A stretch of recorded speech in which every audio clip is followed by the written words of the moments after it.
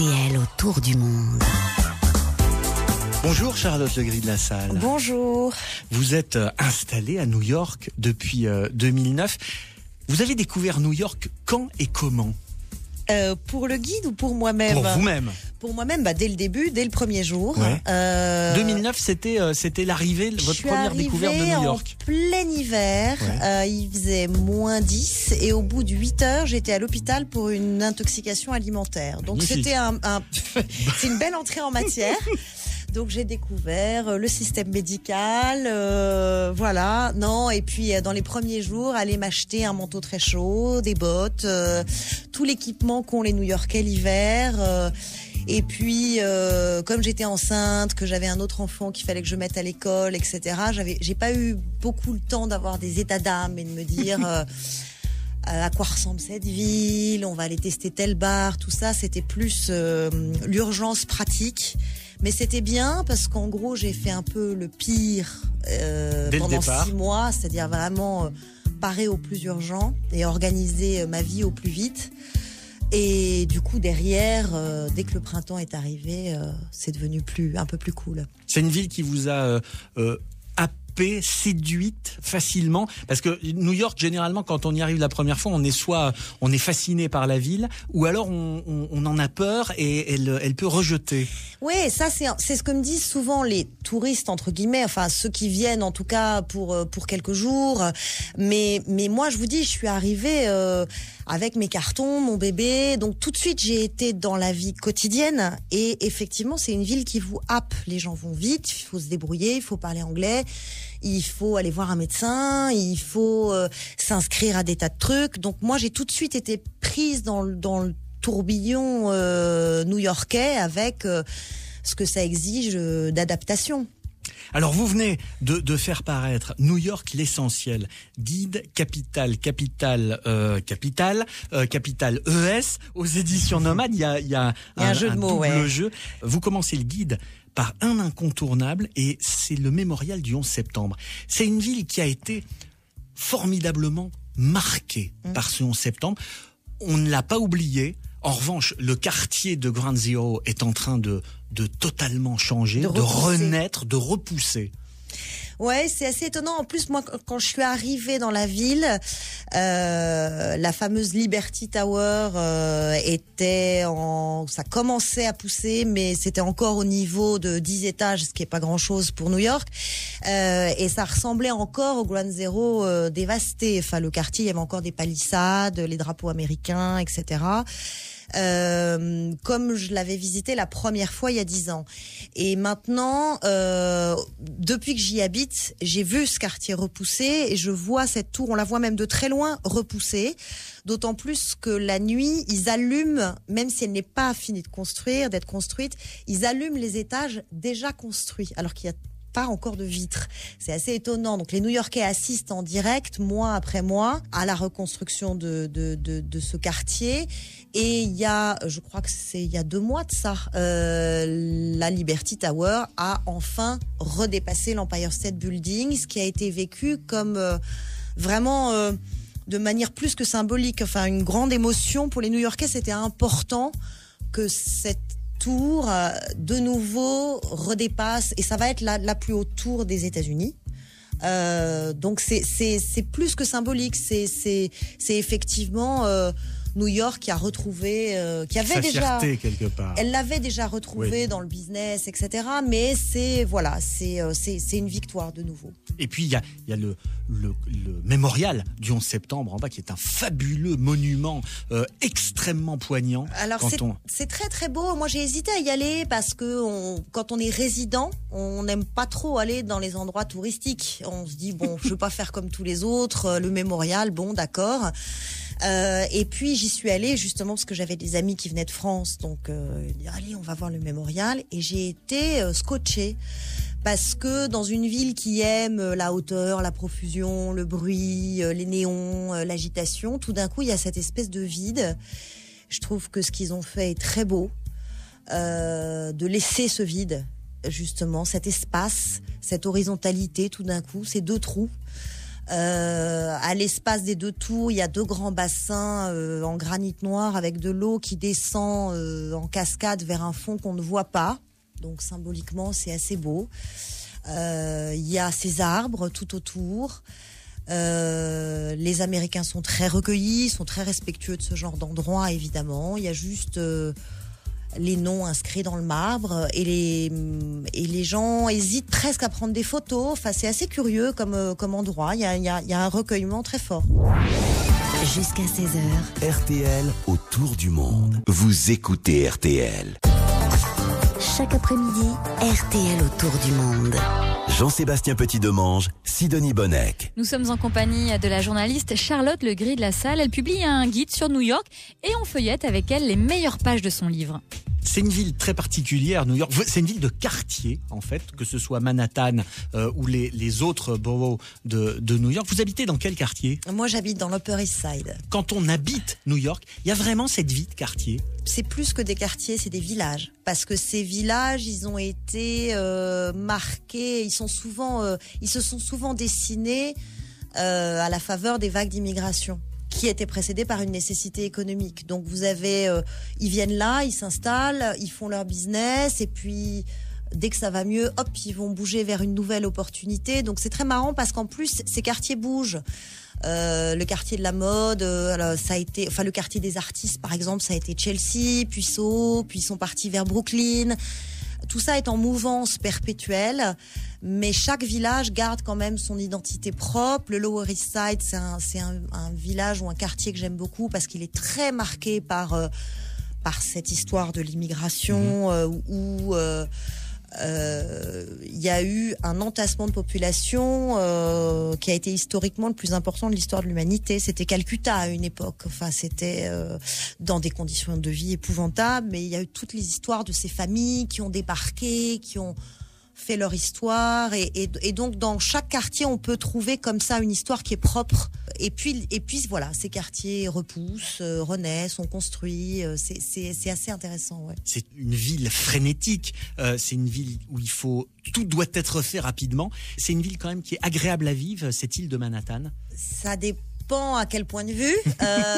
Non, mais je sais pas, si on est businessman, si on bosse dans la mode. Dans ce que vous faites, vous ?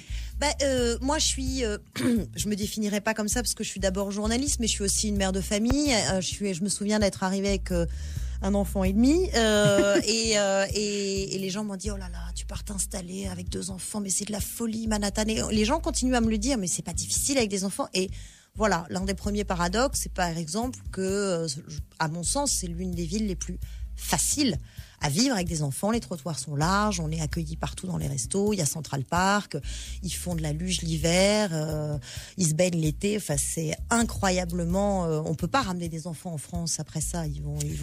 Non, mais ils vont me dire, mais maman, pourquoi tu m'as fait lâcher New York? Après, voilà, si on se place du point de vue du coût de la vie, c'est une vie hyper chère, mais proportionnellement, les gens gagnent aussi plus d'argent. Donc, c'est toujours difficile de dire globalement c'est facile ou c'est pas facile.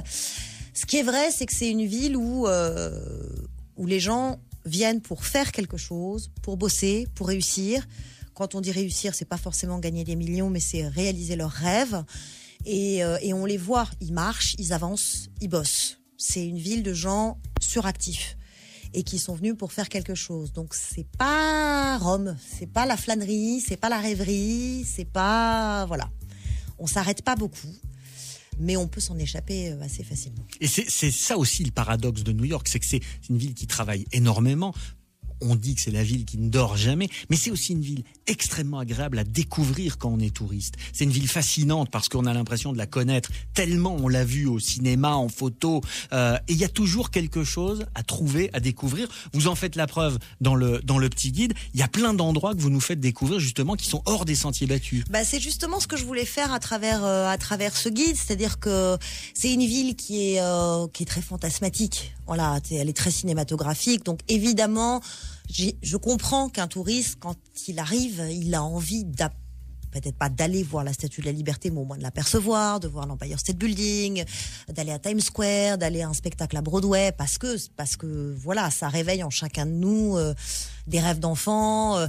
Après, c'est vrai que quand on se perd un petit peu dans cette ville, d'ailleurs on s'y perd pas, on s'y retrouve assez facilement, mais enfin quand on marche, parce qu'on peut marcher des heures, il y a tous ces villages qui sont différents les uns des autres, donc on passe d'une ambiance à l'autre assez facilement.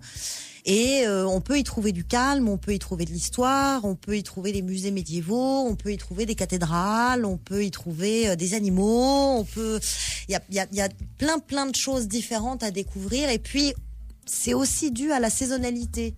Quand moi j'ai passé maintenant 2 saisons, New York l'hiver n'a rien à voir avec New York l'été. Les saisons sont très marquées. Les fêtes sont très marquées, donc il y a des périodes comme ça avec des identités, des événements très forts. Donc tout dépend aussi du moment où vous venez, que vous avez choisi, et puis ce que vous êtes venu y trouver. Parce que selon que vous êtes marathonien ou amateur de jazz, vous n'allez pas vivre le même New York. RTL autour du monde. Vous écoutez RTL. RTL autour du monde. Nous sommes en compagnie de la journaliste Charlotte Legris de la Salle. Elle est l'auteure de New York, l'essentiel. Avec elle, on parle tourisme, mais aussi vie quotidienne. On arrive à New York demain matin. Vous allez m'emmener dans un coin secret que le touriste ne va pas voir. Vous m'emmèneriez où, Charlotte Legris de la Salle ? Là, il fait 40 degrés, donc je vous amène à Sandy Hook, à la plage, pour vous rafraîchir. Car il y a des plages à New York. Ça, c'est un truc qu'on n'imagine pas forcément. Hein. Parce que c'est pas la première chose que vont voir les touristes. Hein. Non, en revanche, quand on y reste un tout petit peu, on se rend très vite compte, et moi c'est ce que j'ai aimé tout de suite à New York, c'est que c'est une ville de mer, c'est une ville qui est au bord de l'eau. Donc même si on n'est pas à la plage, on va sur des piers, des avancées au port, au milieu des pêcheurs, manger des huîtres, on va voir les bateaux passer, on va prendre le bateau pour aller sur Governor Island et on regarde les voiliers au pied de la Statue de la Liberté. Donc très vite, on a cet horizon sur la mer. Après, pour aller à la plage, il faut faire un tout petit effort quand même. Elles sont pas au pied de l'Empire State Building, mais en un coup de bateau, vous y êtes assez facilement. C'est une ville dans laquelle, Charlotte Legris de la Salle, il est agréable de se balader. On ne se lasse jamais de New York, même quand on y habite depuis 2 ans. En fait, vous disiez tout à l'heure que c'est une ville frénétique, donc quand on y... Parce qu'elle peut fatiguer quand même au bout d'un moment. Justement, on est épuisé. Ouais. Parce que, l'hiver, par exemple, il fait extrêmement froid, donc c'est quand même si on est équipé et que les New-Yorkais ne râlent jamais, et il neige, ils mettent leurs bottes, ils sortent leurs pelles et ils disent pas oh là là quelle horreur, l'État ne fait rien, etc. Eux, ils déblayent et puis voilà, et on va au bureau. Donc voilà, non, c'est une ville où il peut faire très chaud, très froid. C'est une ville qui va vite. Maintenant, vous levez la main, vous avez un taxi.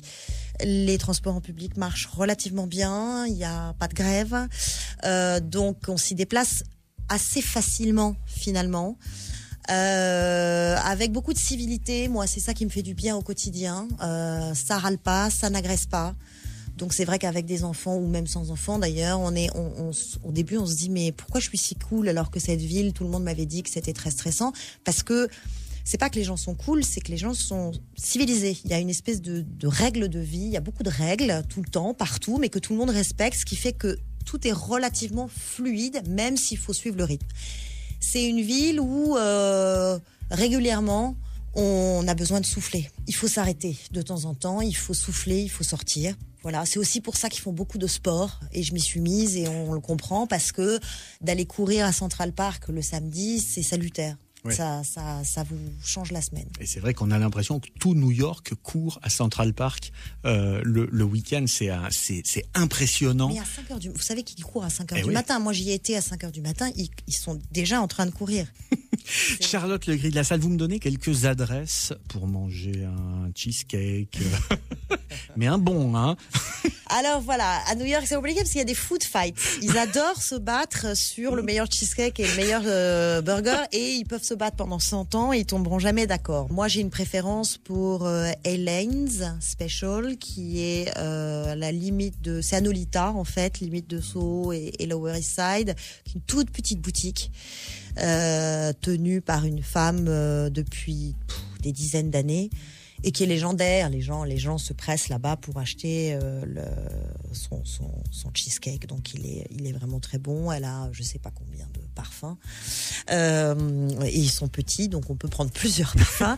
Et donc en tester plusieurs. Et j'aime bien celui-là parce que le quartier, parce que la légende de cette femme et parce qu'il est très bon. Merci Charlotte Legris de la Salle pour cette belle balade dans New York.